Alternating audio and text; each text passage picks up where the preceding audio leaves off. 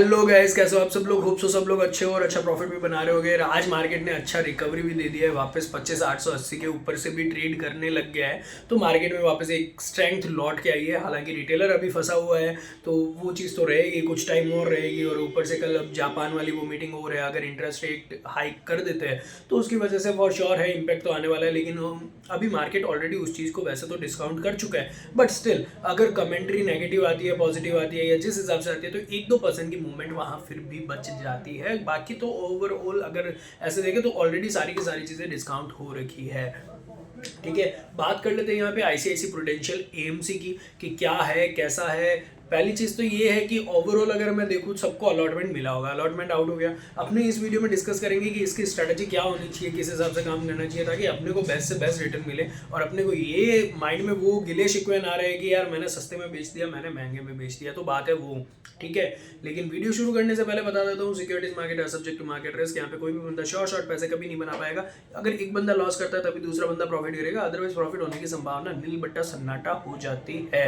ठीक है, काफी टाइम हो गया यूट्यूब पे वीडियो भी नहीं आ पाया, तो रीजन बिहाइंड द सीन ये है कि गला खराब हो रखा था, वीडियो शूट भी नहीं कर पा रहा था, बार बार हैवी खांसी, तो वो उस चक्कर में कफ भी बहुत ज़्यादा हो रखे थे। तो अब वापस नॉर्मल फील कर रहे हैं, तो वापस रेगुलर रहेंगे, वीडियो से अपडेट देते रहेंगे आपको। ठीक है, आईसीआईसी प्रूडेंशियल एएमसी के बारे में, आईपीओ के बारे में बात करने से पहले कुछ पास्ट ट्रेंड की बात कर लेता हूँ कि आईपीओ में अभी सिनेरियो चल कैसा रहा है। ठीक है, पहली चीज़ तो ये है कि मैंने कुछ टाइम से ऑब्जर्व किया है कि आईपीओ में आजकल वो चीज़ नहीं है कि आईपीओ सब्सक्राइब होता है तो वो लिस्टिंग ज़्यादा अच्छी देगा। कंपनी में दम होना चाहिए, आईपीओ को आपको सही से एनालाइज करना पड़ेगा। और ये चीज़ मैंने खुद ने ऑब्जर्व करी है, खुद ने पैसे बनाए हैं और अपनी टीम ने भी अच्छे खासे पैसे बनाए हैं। तो वो सारी चीज़ हमको कन्फर्मेशन देती है कि we are on the right track. ठीक है, मैं बात कर लेता हूँ कि कुछ टाइम पहले से जब मैं आईपीओ से एनालिसिस कर रहा हूँ, काफ़ी टाइम हो गया मेरे को ये एनालाइज करते हुए, और एक मेरे को काफ़ी अच्छा पैटर्न भी देखने को मिला। पहली चीज़ तो ये कि एसएमई कंपनीज में वो आईपीओ जिनमें जीएमपी नहीं है, जीएमपी 0% है, लेकिन वो इतनी बेहतरीन कंपनीज है कि वो लिस्टिंग गेन भी दे रही है और लिस्टिंग होने के बाद भी बहुत तगड़ा गेन दे रही है। जस्ट लाइक जीलियो ई मोबिलिटी। जीलियो ई मोबिलिटी अगर आप चेक करोगे, पूरा आईपीओ खाली पड़ा था, ग्रे मार्केट प्रीमियम 0% था, उसमें हम लोगों ने अपना पैसा लगाया है। और फॉर श्योर है कि उसमें अगर 11 लाख रुपए अगर किसी भी बंदे ने लगाया है तो वो 9 लाख रुपए का उसको माल मिला है। और उसके बाद भी वहाँ से आईपीओ 3 गुना हो चुका है, मतलब 27 लाख तक की वैल्यू वहाँ पे बन चुकी है। हालांकि हम लोग 27 लाख तक का मूव कैप्चर बिल्कुल नहीं कर पाए थे। मैं क्या, मेरे हिसाब से बहुत रेयर बंदे होंगे जिन्होंने कैप्चर किया होगा। हम लोग वहाँ से ऐसा समझ लो 9 लाख का 15 लाख 18 लाख होते हुए ही हम लोग निकल गए थे वहाँ से। लेकिन अभी पास्ट एक महीने से जो मैंने ट्रेंड देखा है, जिस हिसाब से हम लोगों ने अप्लाई किया है, वो चीज़ मैं आपके साथ शेयर कर देता हूँ। दी वेरी फर्स्ट फिजिक्स वाला का बिजनेस मॉडल मेरे को ऑन ए इनिशियल ग्राउंड बिल्कुल पसंद नहीं आया था। रीजन बिहाइंड द सीन क्या हुआ था कि अनअकैडमी का मैंने देख रखा है, और उसके अलावा अगर मैं अपनी बात करूँ, मैं खुद यार ऑनलाइन नहीं पढ़ पाता, तो मेरे को वो ऑनलाइन वाला बिजनेस ही समझ में नहीं आता।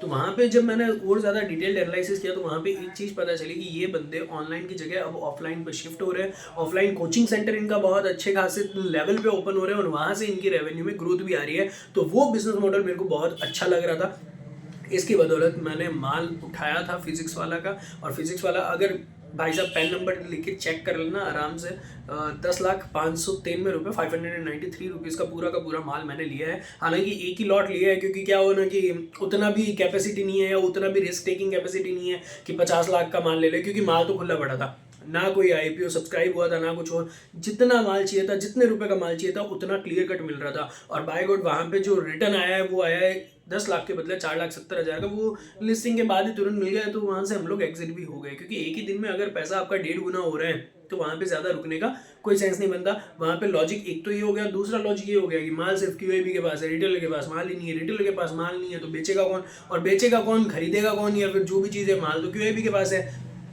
इस चीज़ का भी एक लॉजिकल रीज़न देता हूँ।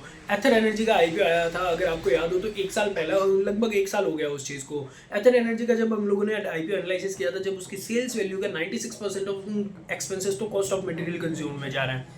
तो वहाँ पे अगर हम लोग देखें तो जिस हिसाब से कंपनी की बैलेंस शीट थी, ये कंपनी जिंदगी भर भी प्रॉफिटेबल नहीं हो पा रही थी, लेकिन स्टिल वहाँ से वो आईपीओ कैसे डबल हो गया, वो एनालिसिस मेरा एकदम फेल हो गया। ठीक है, लिस्टिंग नहीं हुई, लेकिन उसके बाद वो डबल होना, वहाँ से मैं एनालिसिस करते जा रहा हूँ कि मार्केट ऐसी क्या चीज़ है जो मार्केट देख रहा है। तो मार्केट में एक चीज़ समझ में आई, ये पूरा का पूरा सट्टा बाजार है।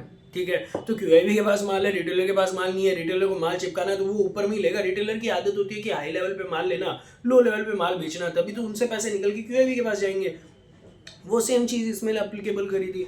इसके बाद पाइन लैब्स में अगर देखोगे तो सिंपल सा लीजिंग रीज़न है मेरा, एकदम सिंपल सा रीज़न है, सिर्फ QIB के पास माल था इस वजह से मैंने वो IPO अप्लाई किया था। ठीक है, रीज़न बिहाइंड द सीन अगर आप देखोगे, भाई साहब रिटेलर के पास माल नहीं, बेचेगा कौन?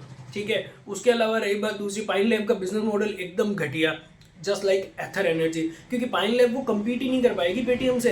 पाइन लैब की जो मशीन्स आज भी, जो POS मशीन्स है, जितने मेरे दोस्तों के पास है या जहाँ भी मेरे कॉन्टैक्ट में है, किसी से भी पूछ लो, पाइन लैब की मशीन वर्क तक नहीं करती ढंग से।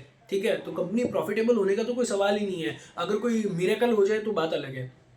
यहाँ पे भी हम लोगों ने पैसा लगाया था, यहाँ पे मैंने माल लिया था 2 लाख के आसपास, और मैंने मेरे क्लाइंट्स को, जितने भी प्रीमियम ग्रुप में जुड़े हुए हैं, सबको पाइन लैब्स का माल दिलवाया था। पाइन लैब्स में तकरीबन 20,000 के आसपास 10% का रिटर्न निकल गया। एग्जिट करो, मारो गोली, अपने को उसको देखना ही नहीं है, अपना अपना प्रॉफिट बन गया, बात खत्म। उसके बाद तीसरा मेन बोर्ड IPO जो अभी रिसेंट में आया है वो है वेकफिट इनोवेशन का अगर आप देखोगे, मैं उसमें लॉन्ग टर्म में बुलिश भी हूँ। रीजन बिहाइंड द सीन, मेरे पास एक लॉजिकल रीजन ये है, वेकफिट का मैंने पूरा जितना एनालिसिस किया है, अगर आप देखोगे वेकफिट के जो प्रोडक्ट है, अमेजोन में सिर्फ वेकफिट नाम डाल के देखो, आपको उसकी रेटिंग्स दिखेगी, 1-1 लाख लोगों ने उनके प्रोडक्ट यूज किए हैं। पर्सनली मैं खुद यूज करता हूँ मैट्रेसेस उसके, तो वहां पे अगर मैं देखूँ इसके कॉम्पिटिटर में भी उतनी कोई जान नहीं है। तो यहाँ पे ये तो ये D2C ब्रांड है, कंपनी का बिजनेस मॉडल पसंद है, रिटेलर के पास माल नहीं है, वो सबसे प्लस पॉइंट है।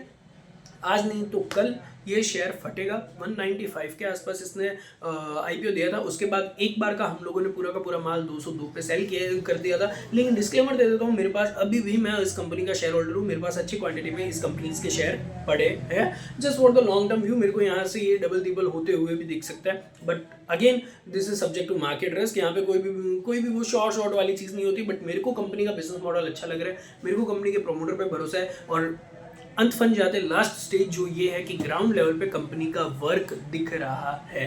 ठीक है, उसके बाद अगर मैं बात करूं, सेम यही कंडीशन अगर आप देखोगे SME IPOs, जितने नाम बताऊंगा सर्च कर लेना, IPO पूरे के पूरे खाली पड़े थे। और वहां पे अगर आप लिस्टिंग गेन की बात करोगे, हर एक IPO में कम से कम 18 से 20 हज़ार का लिस्टिंग गेन आपको मिला है। 5-7 तो आपको यही उंगलियों पे गिना देता हूँ। पहला फिनबर्ड फाइनेंशियल सर्विसेज खाली पड़ा था, जितना चाहो उतना माल मिल सकता था, 2-2.5 गुना के आसपास भरा था। 5 एप्लीकेशन लगाते तो 2 अलॉटमेंट क्लियर कट मिल जाते, कोई लॉटरी बेसिस नहीं है, पूरा का पूरा कैलकुलेशन है। वहाँ पे आराम से 20-30 हज़ार का गेन वहाँ पे हुआ था। ठीक है, वहाँ पे एक बड़े इन्वेस्टर का भी नाम है, वो खुद मेरा आइडियल है, दैट इज आशीष जी कचोलिया। और उसके बाद अगर आप देखोगे मदर न्यूट्री के प्रोडक्ट्स में ग्राउंड लेवल पे खुद यूज करता हूँ, मेरे को उसके बिजनेस मॉडल पे भरोसा है, मैंने होल्ड करके रखा है। अपर सर्किट भी लगे हैं, उसके बाद मैंने माल बेचा है। और महामाया लाइफ साइंसेज का पिछले 4 सालों से मैं ग्राउंड वर्क देख रहा हूँ, क्योंकि वो बीज वगैरह का काम कर रही है, और इथोपिया वगैरह वहाँ पे ये क्या बोलते हैं, यूरिया वगैरह, जिससे क्या है कि ज़्यादा क्रॉप ग्रो हो। तो उस हिसाब से कंपनी का एक्सपोर्ट बिजनेस बहुत अच्छा है। और अगर आप यूट्यूब पे भी सर्च करोगे तो पिछले 4-5 साल का डेटा इनका मिल जाएगा। तो उसके बदौलत मैंने महामाया में भी अप्लाई किया था, महामाया मैंने होल्ड भी करा था। महामाया में कंसिस्टेंटली अपर सर्किट लगे, 151 के आसपास मैंने उसको सेल किया है। उसके बाद रही बात दूसरी, curious life science Delhi based company है, फार्मा बेसिस की कंपनी है। ये पैरासीटामोल वगैरह उस हिसाब से टेबलेट बनाती थी। पूरा IPO खाली पड़ा था, वहाँ पे लगाया, वहाँ पे अलॉटमेंट भी आया है, और वहाँ पे भी अच्छा खासा पैसा बना है, लेकिन वो मैंने लिस्टिंग पे बेच दिया था।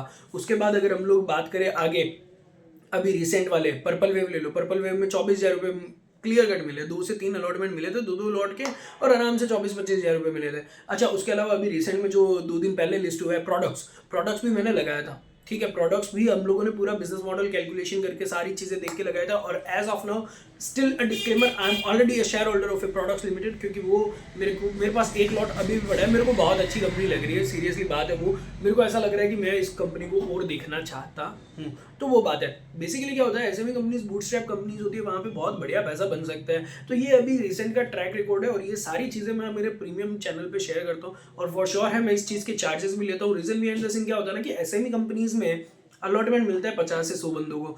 अगर मैंने वही चीज़ एकदम फ्री में दे दी तो मैं अपना कंपटीशन तो वहीं बना रहा हूँ यार। मेरे को जहाँ पे फ्री में अलॉटमेंट मिल रहा है, क्लियर कट अलॉटमेंट मिल रहा है, अगर आप लोगों को भी 10-10 एप्लीकेशन आपने लगा दी, वो 100 एप्लीकेशन वैसे ही लग गई, मेरे को अलॉटमेंट मिलेगा नहीं 1% भी। ठीक है, तो मेरे लिए वो वैल्यू वर्थ होना चाहिए। ठीक है, अपना RHP पढ़ते हैं, उसके बाद ही किसी को कोई चीज़ सजेस्ट करते हैं, उससे पहले हम लोग वो चीज़ किसी को सजेस्ट करते भी नहीं है। और सजेशन के नाम पे भी हमारे पास पूरा का पूरा एनालिसिस होता है कि मैं किस IPO में क्यों पैसा लगाने के लिए बोल रहा हूँ। तो वो चीज़ें, ये सारी की सारी प्रीमियम काइंड ऑफ सर्विसेज है। इस चीज़ का फ्री में आप बिल्कुल भी पूछना भी मत, नॉर्मल सी वो चीज़ है।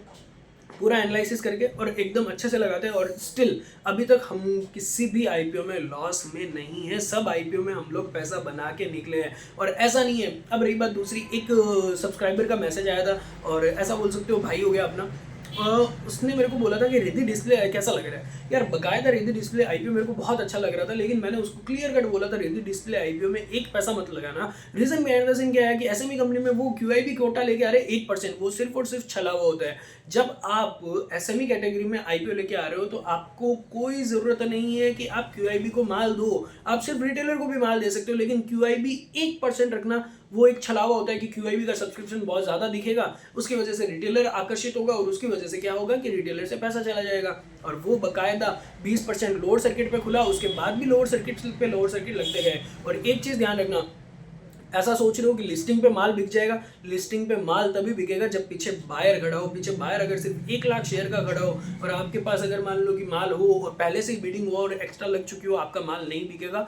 भुगत भोगी हूँ, लॉस लगे हुए हैं, तो मेरे को ये चीज़ पता है, माल नहीं बिकता वो। और एसएमई कैटेगरी में जहाँ पे जाओगे अगर बिना सोचे समझे जा रहे हो, वहाँ पे भयंकर नुकसान होता है, भयंकर। क्योंकि अगर आप 2-3 लाख का माल ले रहे हो, वहाँ पे 20% पहले ही दिन 60,000 वाइप आउट, और उसके बाद अगर 5-5% के लोअर सर्किट लगे, लोअर सर्किट पे आपसे माल नहीं बिकने वाला। ठीक है, तो ये सारी चीज़ें होती है। तो इसीलिए एक पर्सनल एडवाइजर की सलाह जरूर ले लेना। और मैं यही बोलूँगा, अगर आप यहाँ पे नहीं सलाह ले रहे, कहीं और से ले रहे हो, एक ढंग का बंदा वो चार्जेस लेगा, फ्री में आपको कोई सलाह नहीं देगा। अगर वो चार्जेस ले रहा है तो उसकी वो वैल्यू वर्थ आपको डिलीवर करेगा ही करेगा, ऐसा नहीं है कि वो फ्री में चार्जेस ले लेगा। तो वो चीज़ है। अब बात करते हैं आईसीआईसी प्रूडेंशियल एएमसी की। वैसे तो मैंने चैनल पे मैं रेगुलर अपडेट उठी के गला खराब हो जाता तो वीडियो नहीं बना पाता। चैनल पे मैंने पहले ही दिन, जब इसका जीएमपी ऐसा समझ लो 350 से नीचे टूटते टूटते 100 रुपये तक आया था, उस वक्त मैंने चैनल पे अपडेट किया था कि अगर इसकी फेयर वैल्यूएशन अगर हम लोग देखें तो आराम से 20 से 25% का गेन मिलता है। और प्रॉपर एनालिसिस वो मैंने उस मैसेज में दे रखा है। अगर आप लोगों ने किसी ने पढ़ा भी हो तो फॉर श्योर है, लाइक करके आप रिएक्ट कर सकते हो उस चीज़ को। ठीक है, तो वहाँ पर मैंने वो चीज़ एकदम बोली थी कि भाई मेरे को कम से कम 20 से 25% का गेन यहाँ पे क्लियर कट देखने को मिल रहा है। रीजन बिहाइंड द सीन, वहाँ पे काफ़ी ऐसी चीज़ें थी, जैसे मान लो एक तो क्या है कि इनका रिटर्न ऑन इक्विटी बहुत अच्छा है, वो एचडीएफसी एएमसी से भी बड़ा है। और उसके अलावा इनके पास जो नंबर ऑफ सेल्स के अकॉर्डिंग हम लोग जो वैल्यूएशन देते हैं वो उस हिसाब से पूरा का पूरा डिटेल्ड एनालिसिस मैंने वहाँ पे दिया है। चाहे पीई रेशियो ले लो, चाहे पीएस रेशियो ले लो, चाहे बुक वैल्यू के हिसाब से ले लो, चाहे कहीं भी ले लो, 20 से 25% का गेन यहाँ पे दिख रहा था। अब रही बात दूसरी, अगर मैं पास्ट के जितने भी एएमसी के आईपीओज है उनका अगर प्रॉपर एनालिसिस करूं, एक भी आईपीओ में ऐसा नहीं हुआ कि ट्रेंड चेंज हुआ है। अगर आप देखोगे तो वहां पे आपको मिलेगा कि शुरुआत में आईपीओ का जितना जीएमपी चल रहा है, एक तो उससे ऊपर लिस्टिंग हो रही है, ऊपर लिस्टिंग होने के बाद 3-4 दिन उसमें और ऊपर अपर सर्किट भी लग रहे हैं, और एट द एंड वो चीज़ आईपीओ प्राइस से भी नीचे आ जाती है, आईपीओ प्राइस तक भी आती है। तो वो चीज़ है, यही ट्रेंड इसमें भी रिपीट हो सकता है। बट रेस्ट एक ही चीज़ है कि जापान ने जो इंटरेस्ट रेट हाइक करने का रखा है, अगर इंटरेस्ट रेट हाइक होती है तो फॉर श्योर है, कमेंट्री अगर अच्छी नहीं आती तो फॉर श्योर है कि यहाँ पे अपने को एक बार का स्टॉक मार्केट में सेलिंग प्रेशर देखने को मिलेगा, और भयंकर तरीके से सेलिंग प्रेशर देखने को मिलेगा, जिसकी बदौलत लिस्टिंग खराब भी हो सकती है। मैंने अभी तक क्या किया है वो और मैं आपको बता देता हूँ। मेरे पास टू बी वेरी ऑनेस्ट अभी 5 लॉट आ रखे हैं। ठीक है, क्लियर कट अगर बात करूँ तो 5 लॉट बिग एचएनआई के हो गए। मैं राउंड फिगर सारे के सारे शेयर्स की कैलकुलेशन के हिसाब से बता देता हूँ। ठीक है, 3 लॉट मैं ऑलरेडी ग्रे मार्केट में कवर करके रखा हूँ, 3 लॉट मैंने कवर कर दिए। उसके अलावा अब मेरा टारगेट ऐसा है कि 20 से 25% के आसपास अगर मेरे को जीएमपी देखने को मिलता है, मैं 1 लॉट को और कवर कर लूंगा, बराबर है, और 1 लॉट मैं अपने पास होल्ड रखूंगा। ये मेरा स्ट्रैटेजी हो गया। बाकी और डिटेल्ड स्ट्रैटेजी है वो प्रीमियम ग्रुप में ऑलरेडी आप लोगों को मिल चुकी है, और अगर नहीं मिली है तो फॉर श्योर है कि वीडियो अपलोड होने से पहले पहले आपको मिल जाएगी। ठीक है, तो वो चीज़ है, और वहाँ पे भी अपने यही ट्राई करेंगे कि अपना हमारा मैक्सिमम रिटर्न कैसे निकाल पाएँ। ठीक है, मैक्सिमम रिटर्न तभी निकलेगा जब हम लोग नीचे के माल पे भी बेचे, टॉप के माल पे भी, टॉप के भाव पे भी बेचे, तो उस हिसाब से ही मैक्सिमम रिटर्न निकलता है। इस स्टॉक मार्केट में ये चीज़ बिल्कुल पॉसिबल नहीं है कि मैं टॉप पे ही एग्जिट करूं और बॉटम पे ही एंट्री करूं। मेरे को घुसना भी बीच में पड़ेगा और निकलना भी बीच में ही पड़ेगा। बाकी अगर डिटेल्ड सर्विसेज वगैरह डिटेल्ड चीज़ें आपको और समझ में आनी चाहिए या आपको समझनी है हम लोगों से, तो मैं व्हाट्सअप चैनल का लिंक नीचे डिस्क्रिप्शन में दे रहा हूँ। वहाँ पर आपको मेरी सारी की सारी कॉन्टैक्ट डिटेल्स भी मिल जाएगी, तो आराम से आप मैसेज भी कर सकते हो, कनेक्ट कर सकते हो, तो फॉर श्योर है आपको आराम से रिप्लाईज भी मिलेंगे। इसके अलावा आईपीओ मैंने सारा मार्केट अभी कवर कर दिया, पास्ट इन्फॉर्मेशन भी मैंने कवर कर दी, आईसीआईसी का भी मैंने हिंट में आपको सारी की सारी डिटेल्स ऑलरेडी दे रखी है। चलो इसको और डिटेल्स में अगर मैं बताऊं तो ये मान लो कि अगर मान लो 2165 से अगर ट्रेंड वही चलता है तो ट्रेंड के हिसाब से अगर देखें 2700 के आसपास लिस्टिंग होनी चाहिए। 2700 के आसपास लिस्टिंग होने के बाद इसके ऊपर के भाव 3500 रुपये बनते हैं, जो कि बहुत ज़्यादा ओवर वैल्यूड हो जाता है। ओवर वैल्यूड तो 2700 के बाद से ही हो जाता है, लेकिन टॉप के भाव जिस हिसाब से ट्रेंड चल रहा है 3500 के भाव से अगर ये रिवर्सल लेता है तो फॉर श्योर है वापस आपको 2200 रुपये के भाव देखने को मिलेंगे। और अगर ये लिस्टिंग 2500-2600 के आसपास करता है तो आराम से इसको होल्ड भी कर सकता है, अपने 2400 के आसपास मिलता है तो भी होल्ड कर सकते हैं, क्योंकि कंपनी उतना डिविडेंड देती है और आज की डेट में एएमसी का बिजनेस बहुत सही चल रहा है।